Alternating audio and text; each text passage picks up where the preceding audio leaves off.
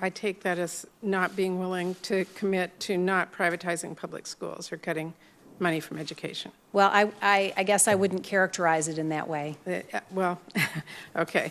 Let me ask you about conflict of interest. President-elect Trump thinks he can resolve his financial conflicts by having his family manage his interests while he's in office. Do you think it's okay for family members to profit off of companies that are directly impacted by the decisions you will make if confirmed? And yes or no? No, I do not. Well, we do know that from press reports, you and your family have invested in what you call the education industry.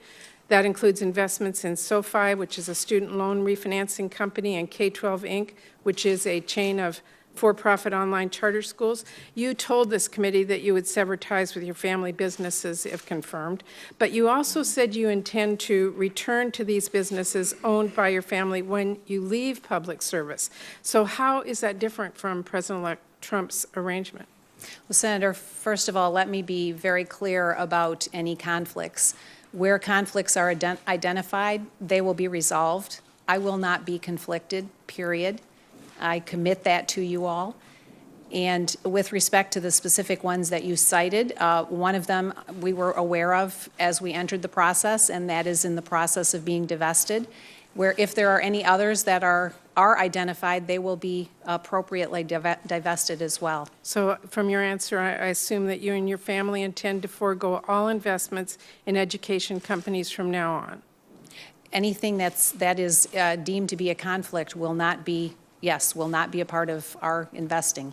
Okay. How do you intend to convince this committee that no entity will feel pressure to purchase, partner, or contract with corporate or nonprofit entities you and your family invested in should you be confirmed as Secretary? I can commit to you that nobody will feel any pressure like that. Well, as you know, this committee has not received your required paperwork from the Office of Government Ethics, and they have told me they cannot provide me assurance right now that your conflicts of interest have been identified and resolved by the office.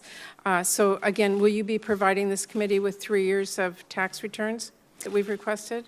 Senator, I have provided the committee with everything that's been requested and required of the committee, and I'm frankly very proud of the team that's been working very hard on my behalf to get all of this together.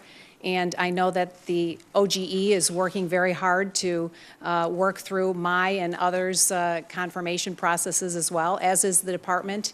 I'm very hopeful that we will get this resolved and to a point of resolution here very soon. Since we do not have your ethics paperwork tonight, we've not had a chance to look at it, we've not had a chance to know whether we have additional questions.